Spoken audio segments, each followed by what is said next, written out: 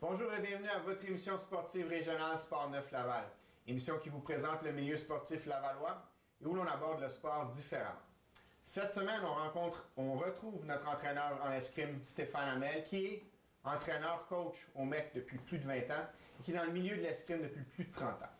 Alors, si vous êtes prêts, on lance ça maintenant.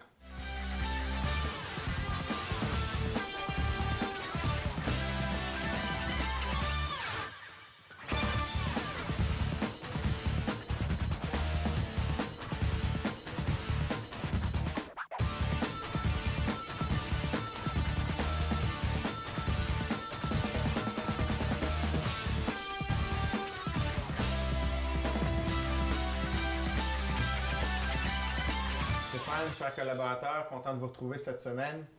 Stéphane, depuis notre dernière visite, qu'est-ce qui s'est passé de ton côté avec tes athlètes? Comment se déroule la saison? Bien, ça va bien. On a vraiment entamé la saison de compétition. On a eu juste avant un camp préparatoire là, pour les compétitions de 4 jours intensifs. Ça a très bien été. Par la suite, j'ai eu quelques voyagements, fait que les compétitions se sont quand même assez bien déroulées. Les jeunes sont encore en processus d'apprentissage au niveau des compétitions qui sont internationales et nord-américaines. Fait que oui, on performe encore bien au Canada et au niveau du Québec, mais bon, il faut apprendre un peu à sortir de chez nous puis à performer, ce qui est quand même assez difficile là, au niveau du volume, comme j'avais déjà dit. Bon, ici au Québec, on fait une compétition, on est 20. Tu arrives aux États-Unis, c'est 170 personnes. Tu rentres dans une salle, tu viens impressionner parce que d'habitude, tu arrives au Québec, tu arrives dans la salle, il y a 14 pistes d'escrime. Tu arrives dans une salle, dans un tournoi nord-américain, il y en a 75 pistes d'escrime. Fait que déjà là, c'est une autre perspective, il faut qu'ils apprennent à dealer avec ça. Donc, j'imagine justement dans cette perspective-là, dans ces nouvelles réalités-là, il y a peut-être des éléments, des nouvelles routines, des éléments dans les routines qui peuvent changer. Je pense au réchauffement, aux étirements. Est-ce que c'est des choses que tu vas avoir à travailler avec les athlètes ou que les athlètes vont travailler d'eux-mêmes? C'est des choses qu'on a déjà mis en place. Je dirais les choses qui ont changé, surtout pour un athlète, là, surtout pour Vincent, c'est surtout la difficulté des entraînements. Surtout en leçon individuelle, où est-ce que je mets quand même les bouchées doubles avec, là, je ne lui rends pas la vie facile pour être capable, qu'il soit capable, quand il arrive en compétition, de voir une différence aussi. Fait que c'est sûr que c'est très poussé au niveau technique et tactique et au niveau rapidité d'exécution aussi. Donc un petit peu plus dynamique. C'est beaucoup plus dynamique. C'est sûr qu'il trouve ça un peu plus difficile, puis c'est bien correct aussi, mais ça fait partie du jeu. Est-ce que justement, dans ces changements, est-ce qu'il y a eu des changements par rapport à lui, comment il se prépare pour des entraînements, ou est-ce qu'il y a des questionnements par rapport à ça? Pas tant que ça.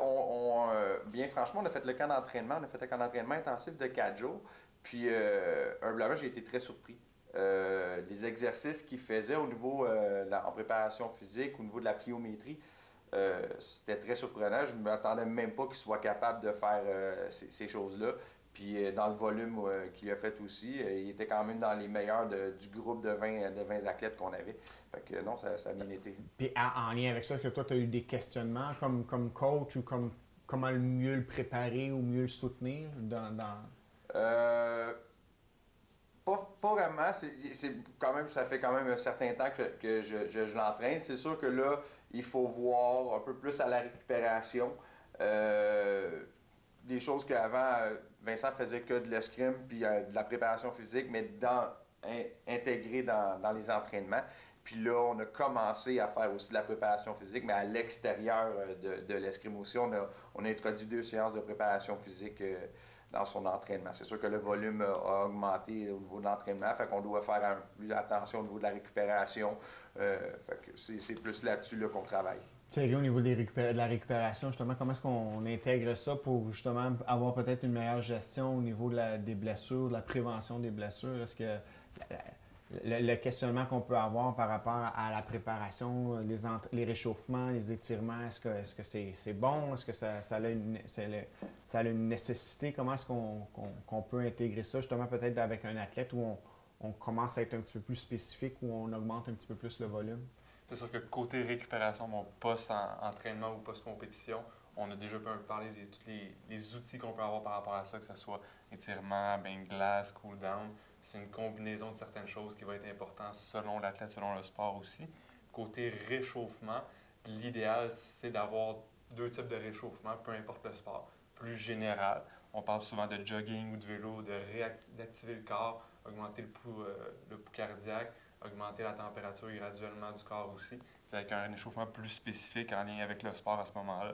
En escrime, ça serait carrément de pratiquer les attaques, les défenses, les mouvements, les fentes latérales, tout ça pour travailler vraiment plus spécifique au combat qui va suivre pas longtemps après. Côté étirement, côté étirement statique, de plus en plus on entend parler, puis c'est assez clair. Ce qui s'en vient aussi, c'est que l'étirement statique, plus ou moins efficace, même à la limite, ça pourrait diminuer les performances. Si on parle en termes de vitesse de réaction, de puissance, de rapidité, un étirement statique avant un entraînement ou avant une compétition, ça a été prouvé que ça peut réduire les performances. On ne parle pas d'une diminution de 50% des performances, on parle de 5 à 10%, mais des fois, ce 5 à 10%-là peut faire une différence sur le résultat, mais aussi sur une blessure.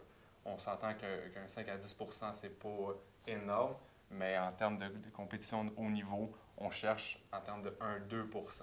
On essaie de faire les meilleures choses aussi en préparation. Que l'étirement statique en tant que tel, pas conseillé avant l'entraînement ou juste avant la compétition. On va parler d'un réchauffement peut-être dynamique, des étirements dynamiques. On parlait de balistique, de pliométrie, c'est des choses qui vont être un peu plus appliquées. Statique, pour moi, on élimine ça complètement avant l'entraînement de la compétition. Après, c'est une autre chose, mais je mettrais ça plus à distance des entraînements. Parce que oui, certains sports vont avoir besoin de souplesse. En escrime, les fentes, on va être capable d'aller chercher le plus loin qu'on peut. Oui, ça peut être intégré, mais à l'extérieur des entraînements. Sinon, pour un bon réchauffement, ça serait général puis spécifique. Quelques minutes avant la compétition, on parle dans les 30 minutes avant. Donc, de vraiment regarder à ce qu'il y a ces 2 volets-là, une facette un petit peu plus générale où on va augmenter le rythme cardiaque, la température du corps, quelque chose d'un petit peu plus spécifique. Donc, j'imagine que c'est dans tes outils, c'est des éléments que tu considères déjà. Oui, c'est quand même, comme Thierry l'a dit, la littérature l'a dit vraiment depuis un certain temps qu'au niveau des étirements statiques, c'est pas très efficace l'avant. Et puis, moi, mon gros questionnement, c'est surtout, OK, on en fait après, mais encore là, l'étirement statique est si efficace contrairement à un cool-down de 3-4 minutes pour la récupération du système. C'est parce que, je veux dire, si je veux travailler sur la souplesse de mon athlète en étirement statique, on sait que c'est pas là qu'on va aller chercher le plus de gains.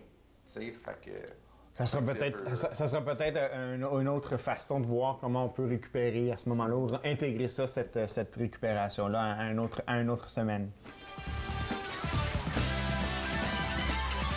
Stéphane, tu présentais les différentes réalités de tes athlètes entre une compétition type de niveau provincial ici et de ce qu'on peut voir au niveau du côté des États-Unis. J'imagine que justement dans ta préparation ou dans la préparation des athlètes eux-mêmes, et ça doit être un peu intimidant, ça peut être un peu déstabilisant d'arriver dans ces environnements-là beaucoup plus importants.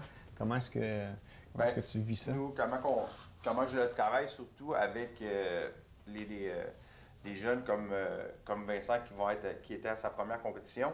Le but, c'est vraiment de l'amener à ces compétitions-là où est-ce qu'il n'y a pas d'enjeu.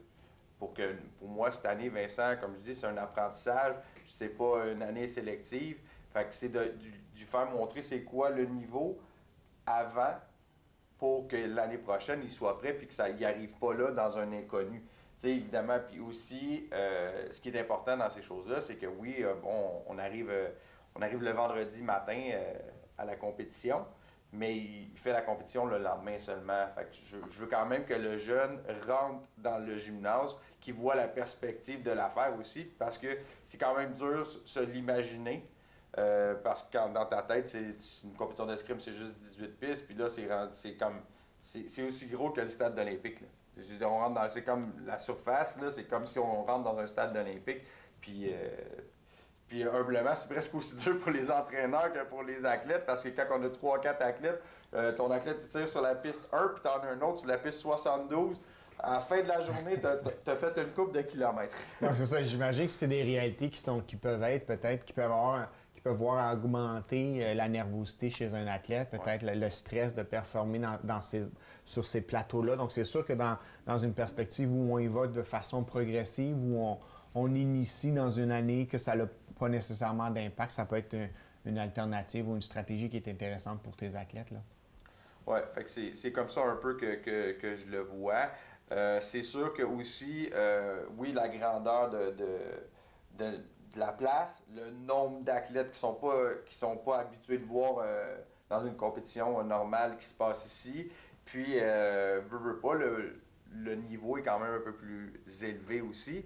Mais ça, des fois, ça a un bon et un mauvais côté. Quand ils connaissent la personne en face de lui, ça a beau être quelqu'un qui est des meilleurs, mais il le connaît. Fait que là, il y a un niveau de stress, il dit « Ah non, je vais encore me faire battre ». Mais je mets quelqu'un du même niveau que cette personne-là, mais qui vient des États-Unis, puis il n'a aucune idée c'est qui. Ben des fois, il va faire comme « Je sais pas c'est qui, fait que je peux avoir un bon résultat parce que je connaissais pas la personne ». Fait que c'est là aussi qu'il faut travailler, c'est pour pas que l'athlète tire en fonction du nom qu'il y a dans le dos. C'est comme ça que je dis tout le temps à mes athlètes. Je dis, on s'en fout du pays qui est écrit dans le dos, du nom qui est écrit dans le dos. C'est une veste, pareil, comme tout le monde. Fait que c'est de là d'être capable de focusser là-dessus, sur l'athlète, de focusser sur son jeu et non sur la personne qui est en face de lui. Fait que c'est là-dessus qu'on doit travailler aussi. Okay. Et quelles sont peut-être les stratégies ou les outils que tu vas utiliser en ce sens-là avec tes athlètes à ce moment-là? Ben moi, surtout surtout, comme j'ai dit, c'est de focusser sur ces éléments à lui qui est en contrôle. De ne pas focusser sur la personne qui est en face de lui, de ne pas focusser sur l'arbitre qui est présent aussi. C'est de vraiment de contrôler ce que lui peut contrôler. Puis le reste, ben, c'est pas de son ressort, tu sais. Fait que c'est comme ça que je travaille beaucoup avec mes athlètes, c'est de focusser sur ce que lui qui est capable de faire, de focusser sur chaque touche à la fois. Et d'être capable de progresser là-dedans. Ça peut être justement une approche, ça peut être quelque chose, une stratégie qui est intéressante d'avoir ces éléments-là moi, ce que je dis toujours, on contrôle ce qui est contrôlable. Mes réactions, mes actions, ma stratégie. Donc, c'est intéressant d'avoir cette perspective-là pour justement ramener un élément ou un environnement sur lequel l'athlète semble avoir un contrôle. Je pense que c'est important dans la perspective où on se questionne entre le stress de performer puis l'ampleur d'une compétition plus importante ou d'un plus haut niveau ou plus relevé. En quelque sorte, l'athlète demeure l'objectif ou ce qu'il a à faire, les actions qu'il a à poser restent les mêmes. T'sais. Donc, si on est capable d'avoir cette perspective-là puis l'amener à se contrôler vers ça, c'est-à-dire que je sois au Missouri ou que je sois ici à Laval, que je sois sur un environnement, dans un environnement grand comme un stade olympique, moi, ce que j'ai à faire reste la même chose. Donc, c'est sûr que, oui, tu peux avoir une sensibilisation ou une initiation envers tes athlètes pour qu'ils prennent qui baignent un petit peu là-dedans, un peu comme on rentrerait dans une piscine avec, en se trempant les pieds et en y allant de façon progressive. Ça peut être une stratégie qui est intéressante, ça, justement, pour on se lance pas nécessairement, je vais reprendre l'image de ma piscine, mais on se lance pas nécessairement dans le profond tout de suite. T'sais. Donc, on y va de façon progressive. Puis,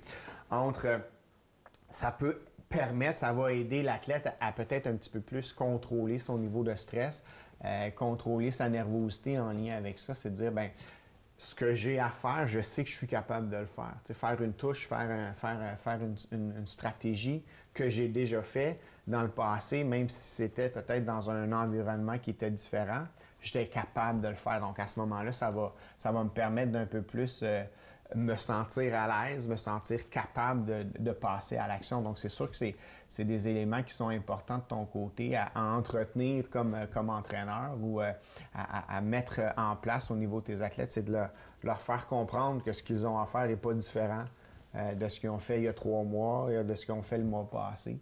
Puis peu importe où ils sont capables de le faire. Donc ça va les aider au niveau justement de leur stress, de c'est plus gros, il y a plus d'athlètes. Oui, mais on vient faire la même affaire qu'on a fait le mois dernier ou la semaine passée. C'est d'essayer peut-être de regarder dans cette perspective-là pour que tu puisses mieux les aider. C'est ce que je t'invite à regarder à ce moment-là. Merci. Stéphane, on parle justement des réalités qui sont différentes dépendamment de l'ampleur ou du lieu où on peut se retrouver en compétition. J'imagine que justement, l'horaire des compétitions peut être, tu parlais d'être sur un athlète sur la piste 1 puis sur la piste 72, ça démontre des réalités particulières, des défis pour toi et pour tes athlètes. Y a-t-il d'autres éléments qui sont à considérer dans les compétitions? Bien, comme on s'était laissé la dernière fois un peu sur un mini-questionnement, c'est que, tu sais, on sait, bon, la plage horaire, dans l'idéal, c'est de manger 3 heures avant la compétition et tout ça. Mais quand la compétition, les inscriptions sont entre 7h30 et 8h du matin, là, tu te dis, est-ce que je réveille mon athlète 3h30 avant, puis là, qu'il ait sa demi-heure de wake-up, puis qu'après, on s'en va manger, puis après, on s'en va... Ou, ben, je rapetisse ce temps de réveil-là pour qu'il ait au moins un sommeil qui est adéquat. Puis, on dit, bon, OK, on ira manger au lieu que ça soit 3 heures avant, ça va être 1h45 avant et tout ça. Fait que c'est là un peu des fois, est-ce que je privilégie les heures de sommeil ou je privilégie la nutrition versus sa digestion puis et tout ça. Fait que c'est un peu, c'est ça qui est dur. Durant la journée, ça va. C'est pas ce qui est compliqué. C'est vraiment, pour moi, le matin, c'est toujours le questionnement qui est un peu selon l'athlète aussi. Là, mais c'est toujours... je ne connais pas beaucoup d'athlètes qui vont dire oui, moi, je vais me lever 3h30 avant au lieu de 2 heures avant. Tout le monde préfère la plupart du temps le sommeil versus la vraie plage horaire de la nutrition. Là. Nicolas, dans cette perspective-là, on fait souvent le lien justement aussi avec le sommeil, comment c'est interrelié entre la nutrition puis le sommeil, la récupération. Donc, comment est-ce qu'on gère ces réalités-là? Qu'est-ce qu'on choisit? Qu'est-ce qu'on priorise dans ces situations, une situation comme celle-là? En effet, c'est sûr que le sommeil est très important pour la récupération, comme que tu viens d'en parler, mais la nutrition aussi, surtout dans les compétitions, on en parlait un peu la dernière fois, des longues heures sans vraiment avoir le temps de pouvoir bien manger. Donc, il faut y aller avec un compromis. On vise environ 2 heures avant, là, maximum 1h30 avant, et on ajuste notre alimentation. On ne prendra pas le même déjeuner que si on avait 3 heures avant, parce qu'on a besoin de temps pour digérer. Donc, on diminue un peu les portions. Il y a 2 façons de penser. Moi, souvent, je recommande plus un premier déjeuner entre 1h30 ou 2 heures avant avec une bonne source de protéines qui est faible en gras. On ne veut pas avoir un aliment comme des œufs ou un gros fromage qui va être riche en gras, qui va être plus long à digérer. Et des bonnes sources de glucides. Donc, des exemples, ça peut être un bol de céréales tout simplement avec du lait, lait écrémé, idéalement, on va avoir aucun gras. On peut avoir des céréales riches en protéines selon l'athlète. Certains athlètes vont être capables de mieux digérer. C'est des aliments qui sont plus faciles. On peut y aller avec des toasts, mais on entend souvent parler de beurre d'arachide, c'est une bonne source de protéines, mais en fait, c'est quand même assez gras. Donc, encore une fois, ça dépend de l'athlète. On peut viser un aliment plus faible en gras. Mais ce qu'il faut retenir, c'est je veux chercher une ou deux bonnes sources de glucides et une source de protéines faible en gras, 1h30 à 2 heures avant. Et par la suite, lorsqu'on arrive sur le lieu de la compétition, on va compenser ce qu'on n'aura pas mangé assez en termes de glucides. Comme ça, on va avoir eu un peu de temps pour mieux digérer. Et quand on va arriver à la compétition, bien là, on peut opter pour un fruit ou 2 pour aller chercher les glucides qui vont nous manquer à ce moment-là et qu'on va être capable de bien digérer.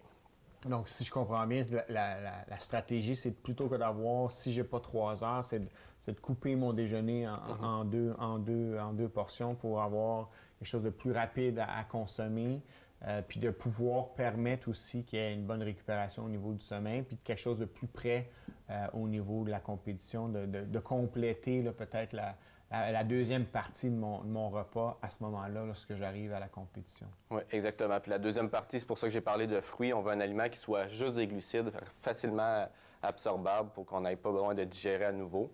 Et pourquoi j'ai parlé de sources de protéines dans l'heure et demie ou 2 avant, c'est qu'on en a quand même besoin, surtout si on va passer plusieurs heures sans en consommer par la suite.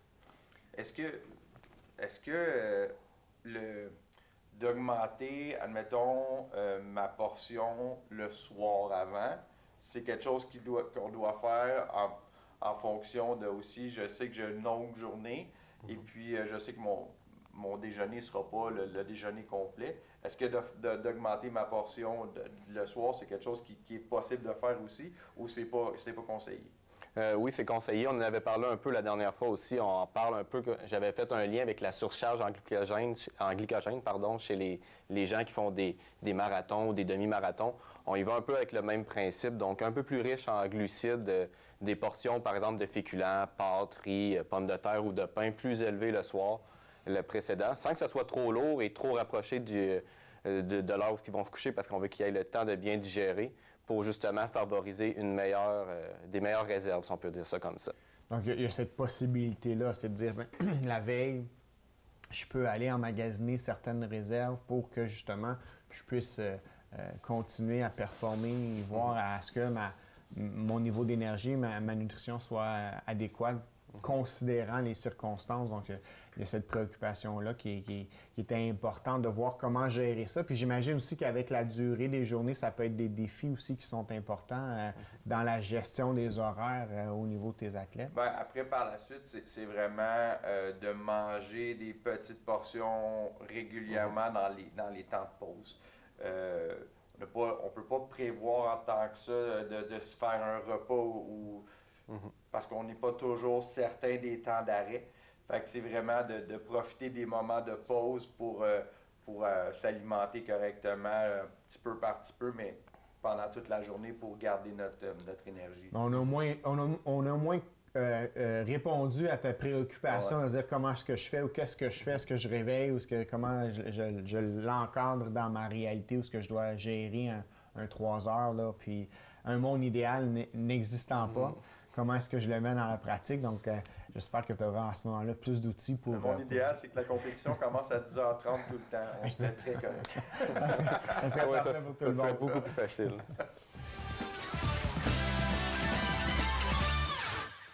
Alors, Stéphane, avec les compétitions, la saison de compétition qui est un petit peu plus entamée, j'imagine quand même qu'il y a une certaine maintien par rapport à la préparation physique de tes athlètes. Il y a certains exercices qui sont maintenus, qui sont continués pour assurer que oui, on travaille les aspects peut-être plus techniques, stratégiques, tactiques, mais il ne faut pas nécessairement non plus laisser tomber l'aspect physique de la performance. Donc, comment est-ce que tu gères ça avec tes athlètes? Ben moi, la préparation physique, comme j'ai dit, à chaque entraînement est incorporé à l'entraînement, un peu au début avec les déplacements, qu'on fait des exercices de pliométrie incorporés en même temps que les déplacements. Et puis à la fin de la séance, je fais des exercices de ceinture abdominale. Évidemment, là, il en existe une panoplie, mais là, je commence à être un peu saturé dans les exercices. Puis je veux que les jeunes, là maintenant, la plupart de mes jeunes commencent à être quand même assez habitués aux exercices que je leur propose, quand même assez bons. Fait que là, je veux sortir un peu des sentiers battus pour les déstabiliser, pour ramener des nouveaux éléments, puis qu'ils soient capables, dans une couple de mois, d'être stables dans ces exercices-là aussi. Parce que bon, on s'entend, là, la planche... des setups et tout ça. La planche, la première fois que je l'ai incorporée, je me souviens au club, ça n'avait pas l'air trop d'une planche. C'est une planche qui branle pas mal. Puis tu sais, peu à peu, là, toutes mes jeunes sont à peu près capables de toffer au moins 1 minute 30 en planche stable. Là, fait que oui, mais tu sais, je veux amener des alternatives parce que je veux les sortir de leur confort. T'sais. Exactement. Maryse, comment justement le corps étant une machine qui s'adapte bien, je pense que ça doit représenter un certain défi, justement, quand on a une progression chez les athlètes, parce que, bon, oui, on a un aspect de nouveauté ou une nouvelle façon de travailler, mais une fois que je suis adapté, une fois que ça commence à être facile, comment est-ce qu'on peut continuer de modifier les choses, puis de voir à faire différemment des exercices au niveau des abdominaux, au niveau de la ceinture abdominale? En fait, je suis contente que tu dises que tu t'es arrêté à 1 minute 30 de planche parce que souvent, on va voir les entraîneurs persister à faire des 5 minutes de planche abdominale qui il perd un peu de son efficacité comme exercice à maintenir 5 minutes. On s'entend qu'il y a beaucoup d'autres groupes musculaires qui vont compenser à ce moment-là pour être capable de rester 5 minutes. Ça, c'est une super bonne chose. C'est vraiment un bon plan de match que tu as pris de travailler au niveau de la stabilité en premier. Donc, c'est excellent de pouvoir maintenir le gainage dans différentes façons. Tu sais, il y a la planche oblique aussi qui peut être intéressante. Avec une main, pas de main. Ah, super. Un pied, pas de pied. Non, oui, ça, je dis, les variantes sont déjà intégrées, tu sais. Mais je veux comme être capable de leur montrer d'autres exercices qui sollicitent peut-être un peu, oui, la ceinture abdominale, mais d'autres endroits qui n'ont peut-être pas travaillé tant que ça, tu sais. Mais super. Donc, comme tu le dis, c'est d'installer l'instabilité. Donc, là, tu le fais avec des variantes de position. Tu peux le faire aussi avec différents matériels, comme par exemple le bossu, les planches d'instabilité. Je ne sais pas si tu as accès à ce matériel-là. Oui, on en a, mais malheureusement pas assez pour travailler avec le groupe. Je le fais en atelier d'habitude, en station. Parfait. Ça, oui, je le travaille, mais pas en station seulement, là, en petit groupe. Excellent. Puis il y a aussi les élastiques que tu peux intégrer dans les stations. Il y aurait peut-être les sangles TRX que tu pourrais trouver une façon de suspendre pour être vraiment en suspension, en fait, pour faire tes exercices de gainage aussi qui pourraient être intéressants. Mais si on sort vraiment dans une autre ordre d'idée, peut-être voir à... Ça aussi, c'est avec les élastiques, ça pourrait être intéressant d'utiliser des mouvements très techniques et d'installer un focus au niveau de la contraction abdominale. Parce qu'en fait, tu vas avoir un mouvement qui est beaucoup plus puissant si tu es capable de transférer, dans le fond, l'énergie de ton bas de corps avec ton mouvement dans ton haut de corps. Puis ça passe par la ceinture abdominale. Parce que si tu as une ceinture abdominale complètement relâchée, évidemment, le transfert d'énergie va s'arrêter là. Alors, de faire des mouvements, des fois, peut-être plus dynamiques, avec élastique, avec résistance, puis avec concentration, de dire, OK, je sollicite ma ceinture abdominale dans ce mouvement-là. J'ai une question, puis ça n'a pas vraiment rapport juste à la préparation physique, ça rentre dans un aspect de club qui est comme tout bon club. Tu sais, y a-t-il moyen de travailler ça avec les élastiques, mais à un coût moindre? Tu sais, parce que d'être capable d'avoir comme les élastiques, les bandes élastiques, quand même, ça a un certain coût, puis admettons, ça en prend 20.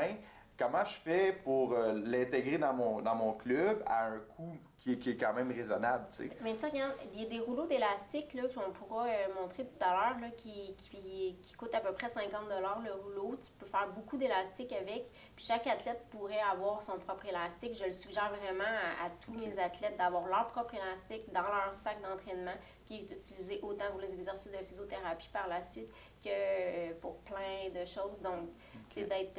je pense qu'à ce niveau-là, c'est assez abordable. Tu sais, c'est un 5$ par athlète. Là, fait que ça peut être intéressant. Fait que ça peut être des outils, ça peut être des stratégies qui sont justement puis qui peuvent être transposées. On parle de physio à d'autres. Donc, on a un investissement qui perdure, qui dure en quelque sorte. Donc, à ce moment-là, c'est de voir, est-ce que j'imagine que là, on est plus outillé pour répondre à tes réalités puis relever les défis de ces réalités-là. Donc, j'espère que tu auras apprécié la rencontre de cette semaine. J'espère qu'on aura répondu à tes besoins et à tes réalités. Vous voulez en savoir un peu plus sur nos réalités, les réalités de nos athlètes, les suivre, je vous invite à aimer la page Facebook de la TVRL ou encore vous voulez interagir avec l'équipe, avec les experts, suivez-nous sur la plateforme Twitter @Sport9Laval et utilisez cette plateforme-là pour justement interagir avec nous. Au nom de l'équipe, je vous remercie de votre écoute et de votre présence. Je vous dis à la semaine prochaine.